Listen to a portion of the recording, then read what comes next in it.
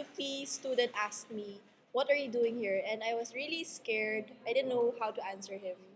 But anyway, the people I was supposed to work with, I wasn't really able to engage with them much because they didn't really talk to me, even though I tried talking to them.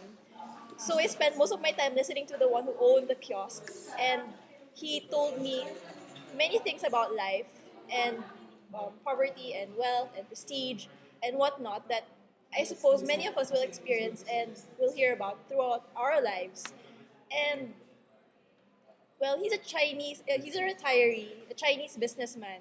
So he's not really in the sector that we were thinking people in Jeep would be. But what's most important is that I learned a lot from his experience about life, and it's from another person who's wiser and older than I am. For my Jeep experience, I worked at Mini Stop as a cashier. Sometimes I worked behind the counter, but most of the time I did price checks on their merchandise.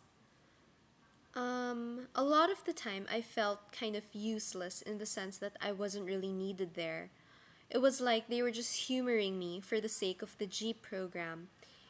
Maybe this happened because of their preconceived notions of Athenians, that Athenians aren't really used to working or that they don't know how to do that kind of work.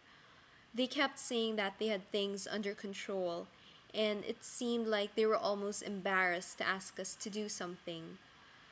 I guess in this way, it shows how much they embody their work and that they only feel as relevant as their work. In this way, they, I think, felt inferior to us.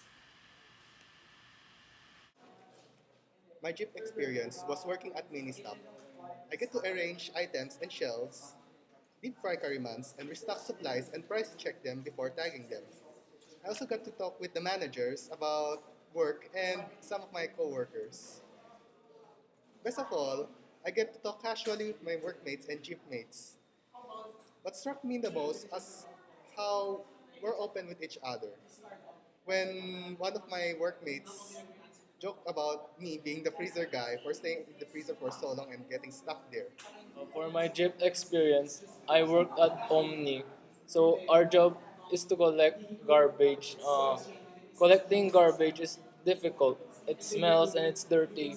Yeah, but the best part of my experience was during my second insertion. The driver of the truck was Kuya. I forgot his name, but anyway, Kuya was kind to us, and aside from collecting garbage, we spent time talking to each other and we played dart. Then, when it was time, he collected as much coins as he can from his truck to give them to us. Uh, he said it was for us to pay for the tricycle for us to commute back to Ateneo, but we didn't take it. So Kuya was really kind to us, and yeah, thank you, Omni. Thank you.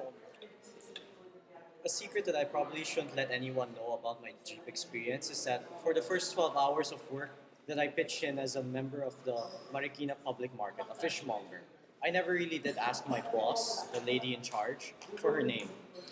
It was a mutual relationship that she didn't ask for my name and I didn't ask for hers. Since it was just the two of us at the stall, really there was no much need for us to refer to each other by our names. It was only after my last shift that I walked around the stall and I took a gander at the sign of the stall, which read at the Amy's. Now, it wasn't because we were intentionally keeping it anonymous. It was more like there was a barrier to the experience. The only way that I could put it is that there was an awkwardness between us, that there was really no reason to hold up an all conversation at all. Add to this the fact that Ate Amy was, more often than not, asleep. Not that I blamed her, however. I knew that the workers at Marikina Public Market, particularly those that dealt with seafood, they usually were there by the crack of dawn in order to talk to their suppliers because the suppliers came at about, say, 4 or 5 a.m. in order for them to bring their fish. And then they had to sit at the stall all day long and wait for the customers. So, in a sense, I even took solace in the fact that it was my job to wake up Ate Amy whenever a customer came around because it was the only time that I actually did feel useful. I learned pretty much everything from my Jeep experience on the first day. As a litter picker in the Marikina Public Market, I had to pick up after people who didn't know garbage cans existed. I had to hold my breath to keep my stomach from turning inside out the first few days. The sight and smell of discarded raw meat and vegetables tangled up in the gutters and littered on the streets was really quite a mouthful, as it were, to handle. I had already prepared myself somehow to understand that through Jeep I would realize firsthand that money was hard to come by and I had to count my blessings. But after the first day, I also had a newfound appreciation for all that was clean and sanitary.